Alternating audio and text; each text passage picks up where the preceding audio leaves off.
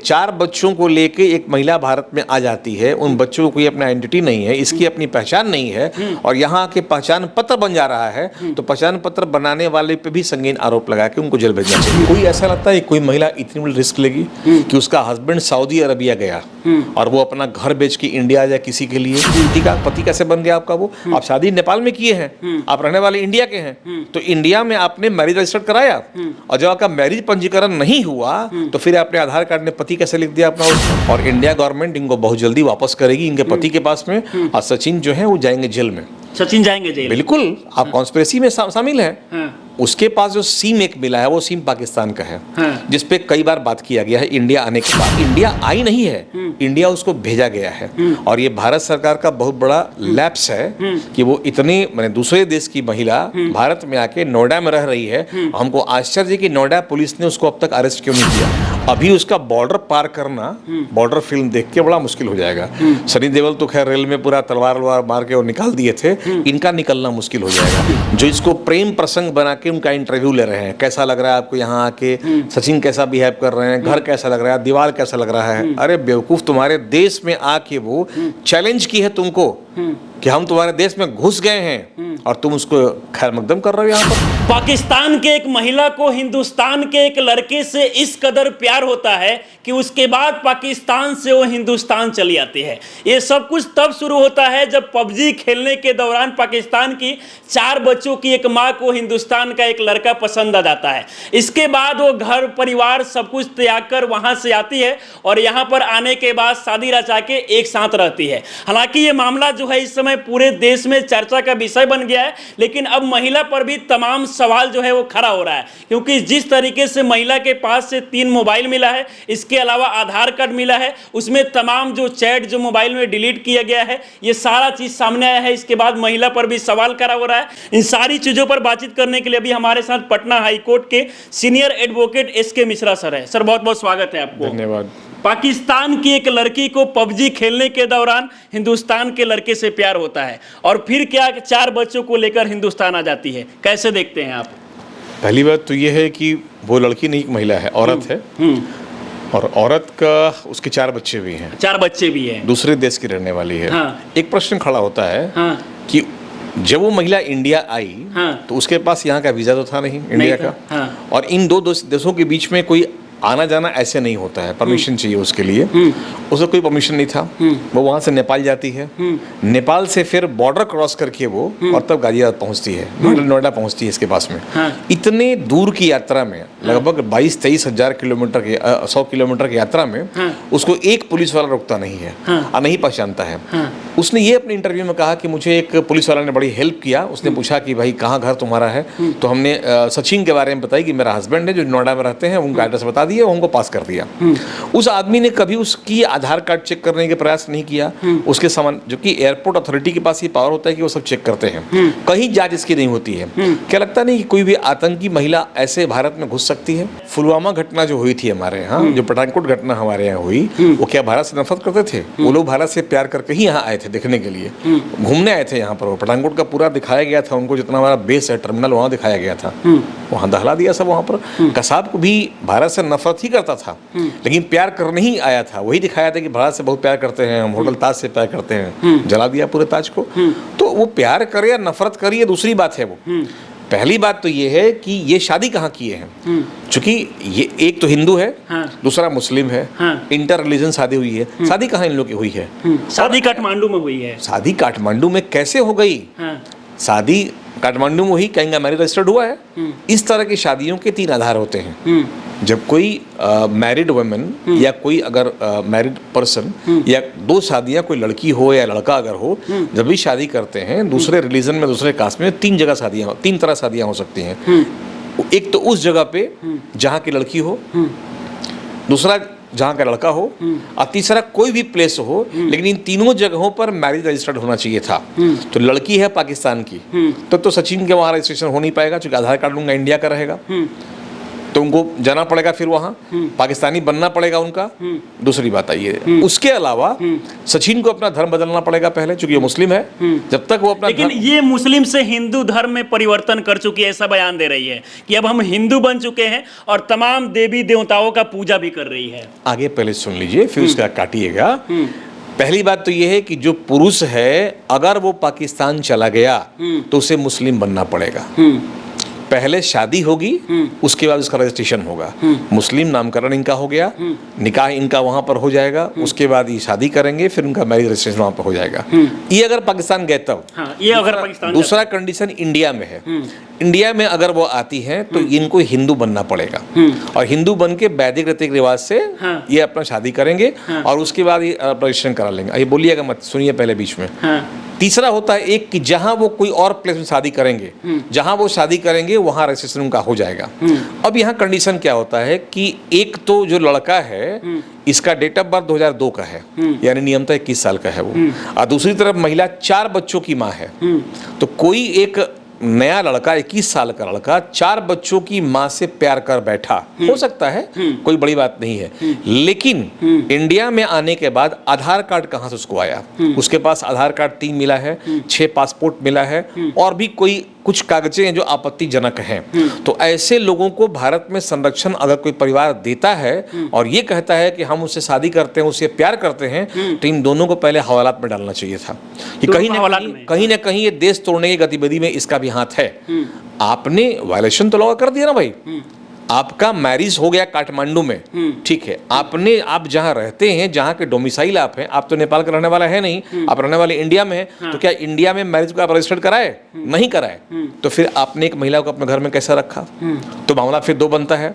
अगर वो मैरिड नहीं है तो सेक्शन 363 के तहत भगाने का आरोप होगा, और अगर वो मैरिड है सेक्शन 366, और अगर उस महिला को आपत्ति नहीं है तब। और अगर, लेकिन कॉन्ग्रेस ऐसा होता है कि जब महिला पुलिस थाने जाती है तो या पुलिस जब टॉर्चर करती है या पूछताछ करती है, सीधा बोलता है कि नहीं भगा के लाया हमको वो, तो मामला बन जाएगा 376 का, बलात्कार का, कि भाई हमको रखा यहाँ पर, हमारे साथ वो ये काम किया। महिला का सर कहना है कि हम अपनी मर्जी से आए हैं, क्योंकि पहला जो उनका पति था उनके द्वारा कहीं ना कहीं इनको छोड़ दिया गया। इसके बाद ये 4 बच्चों को लेकर अपने घर पे रहती, और इनका कहना है कि जब वहां से इंडिया आने का प्रयास की तो इनके पास पैसे नहीं थे, इसके लिए अपने पूरे घर को बेच देती है, 12 लाख रुपया मिलता है। उसके बाद वो दुबई जाती है, दुबई से नेपाल जाती है, नेपाल से फिर हिंदुस्तान आ जाती है। सही बात। हाँ। कोई ऐसा लगता है कोई महिला इतनी बड़ी रिस्क लेगी कि उसका हस्बैंड सऊदी अरबिया गया और वो अपना घर बेच के इंडिया आ जाए किसी के लिए? ये अनकॉमन, और ये पहली बार ऐसा हो रहा है। कोई महिला, ये बॉर्डर फिल्म में होता था, बॉर्डर फिल्म था, वो तो फिल्म था, रियल लाइफ फिल्म को जोड़ा जा रहा है, ये रियल लाइफ था, ये रियल लाइफ है। तो रियल लाइफ में एक महिला अपने पूरे घर बार बेच के 21 साल के नौजवान के लिए 4 बच्चों की माँ इंडिया आ जा रही है, अपना घर द्वार सब बेच के। किस नियम के तहत? हमारे भारत आने के लिए आपको परमिशन दिया किसने? आप नोएडा जिस थाने में रहते हैं वहां आप रह रहे हैं, आधार कार्ड गलत बनाए, तो इंडिया का आधार कार्ड बनाया आपने, तो इंडिया में आधार कार्ड जब बनाया गया तो वो भी गलत था। आपने एड्रेस कहाँ का दिया? अपने पति का, पति कैसे बन गया आपका वो? आप शादी नेपाल में किए हैं, आप रहने वाले इंडिया के हैं, तो इंडिया में आपने मैरिज रजिस्टर्ड कराया, और जब आपका मैरिज पंजीकरण नहीं हुआ तो फिर आपने आधार कार्ड में पति कैसे लिख दिया अपना उसमें?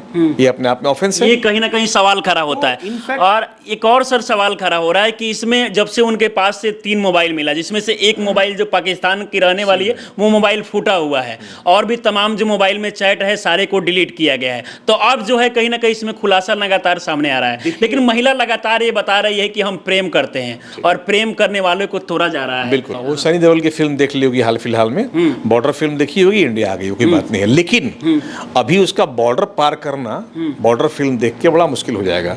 सनी देओल तो खैर रेल में पूरा तलवार मार के और निकाल दिए थे, इनका निकलना मुश्किल हो जाएगा, और इंडिया गवर्नमेंट इनको बहुत जल्दी वापस करेगी इनके पति के पास में, और सचिन जो है वो जाएंगे जेल में। सचिन जाएंगे जेल? बिल्कुल, आप कॉन्स्पिरेसी में शामिल हैं। उसके पास जो सिम एक मिला है वो सिम पाकिस्तान का है, जिसपे कई बार बात किया गया है इंडिया आने के बाद। मतलब इंडिया आने के बाद भी पाकिस्तान के लिंक में रही है वो। अब बोले कि अपने घर बात किए थे हम, अब किससे बात? वो इंडिया आई नहीं है, इंडिया उसको भेजा गया है। और ये भारत सरकार का बहुत बड़ा लैप्स है कि वो इतने मैंने दूसरे देश की महिला भारत में आके नोएडा में रह रही है। हमको आश्चर्य है कि नोएडा पुलिस ने उसको अब तक अरेस्ट क्यों नहीं किया। इन दोनों को अरेस्ट करना चाहिए था। देखिए, हमारे यहाँ रोहिंग्या प्रतिदिन दिन 1000 रोहिंग्या बांग्लादेश से भारत में इंटर कर रहे हैं। ये भारत में घुस जा रहे हैं यहाँ पर, जिनके पास कोई वीजा, कोई पासपोर्ट, कोई परमिशन, कोई लेटर नहीं है, कोई ऑथराइजेशन नहीं है, और इंडिया में, कलकत्ता में, पश्चिम बंगाल में आने के बाद उनका आधार कार्ड बन जाता है और यहाँ के वोटर बन जाते हैं। कल वो किसका हक मारेंगे? कल आपका हक लेंगे वो, क्योंकि जो संसाधन हमारे पास है वो हमारे लिए है। अब उसमें एक शेयर होल्डर तो बन गए वो भी, कल अपना दावा करेंगे वो, ये वोटर लिस्ट में उनका नाम आ गया है, कल अपना MLA MP बना लेंगे वो, तो भारत क्या होगा फिर? एक बार फिर गुलाम बन जाएंगे हम तो। जिस तरह विदेशी लोग आके गुलाम बना लिए थे, ये प्रकरण चल रहा वही। लेकिन आश्चर्य है कि ये स्टेट का मामला नहीं है, ये चीज गृह मंत्रालय के पास है। तो गृह मंत्रालय क्या कर रहा है? गृह मंत्रालय ने संज्ञान क्यों नहीं लिया आज तक वहां पर? अभी कहा गया है कि तमाम जो एजेंसी है उनका जांच कर रहा है कि क्या कुछ इसमें सही है, क्या गलत है। अच्छा, क्या कानून ने अधिकार दिया है कि किसी दूसरे अदर मतलब कंट्री के जो कोई भी लड़का लड़की आपस में प्रेम कर सकता है, शादी कर नहीं, सकता है? प्रेम करना अलग बात है, पूरी अब वर्ल्ड से प्रेम कीजिए, कोई दिक्कत नहीं है। लेकिन आप जिस कंट्री में ला रहे हैं या जिस कंट्री में जा रहे हैं, वहां का ऑथराइजेशन लेटर आपके पास होना चाहिए, पहली बात। नंबर 2, एम्बेसी के थ्रू आपको आना है, डायरेक्टली आप सीधा बॉर्डर। आपको लगता है सर कि अगर वो आके किसी मुस्लिम लड़के से शादी कर ली होती तो ये सब विवाद नहीं होता? वो जो है हिंदू धर्म के लड़के से अभी किसी से भी, स्पेशल मैरिज एक्ट में प्रोविजन हम लोग क्या है, आप शादी कहीं कर सकते हैं, कोई दिक्कत नहीं है। लेकिन हिंदू से करे या मुस्लिम से करे, वो इंडियन तो है नहीं। एक पाकिस्तानी महिला भारत में आती है तो आने के लिए उसको एम्बेसी क्लियरेंस चाहिए ना भाई, चाहिए ना वीजा उसके पास में, परमिशन चाहिए उसको आने के लिए यहाँ पर। इसके पास कुछ नहीं है सिवाय कुछ आपत्तिजनक चीजों को लेके, जैसे मोबाइल हो गया, 6 पासपोर्ट है उसके पास, 3 आधार कार्ड है उसके पास, फिर भी पुलिस सोई हुई है। तो कहीं ना कहीं ये हमारे देश के लिए खतरा है, और ऐसे कई लोग और भी आए होंगे जो अभी तक लाइट में नहीं आए हैं। और यही कारण है कि हर 15 अगस्त 26 जनवरी होता है रेड अलर्ट, वहां हो जाता है दिल्ली में कि वो आने की संभावना है। शर्म नहीं आता है मंत्रालय को? आने की संभावना कैसे आता है? एक परिंदा नहीं आ सकता है वो? एक परिंदा आप चलिए, देखिए कोरिया में छोटा कंट्री है, वहां पर आप देखिए घुस के क्या होता है वहां पर, धज्जी उड़ जाएगी, उड़ जाएगी। आप डिजिटल इंडिया जो है इस पे कहीं ना कहीं एक्शन लेने का जरूरत है। बिल्कुल। सरकार अगर नहीं जागेगी तो ऐसे ही हम असुरक्षित रहेंगे। पाकिस्तान इंडिया के बॉर्डर पे आप देखेंगे चक्की बैंक वगैरह में या अटारी वगैरह में कि बहुत नैरो बैरिकेड किया हुआ है, कोई इसको फांद सकता है। लेकिन हमारी सेना वहां तैनात है, तो हमारी सैनिक बॉर्डर पे जान दे रहे हैं, बर्फ में, धूप में, बालू में लड़ रहे हैं। लेकिन फिर भी ये लोग चले आते हैं, और आने के बाद इनका हमारा स्टेट पुलिस जो है स्वागत करता है, मीडिया इंटरव्यू लेता है। अभी इनका पाकिस्तान में विरोध किया जा रहा है कि जल्दी तुम पाकिस्तान लौट जाओ अपने बच्चे को लेकर, नहीं तो बहुत सारा मतलब धमकी आरोप दिया जाए। नहीं, वो आरोप भारत के लिए नहीं है।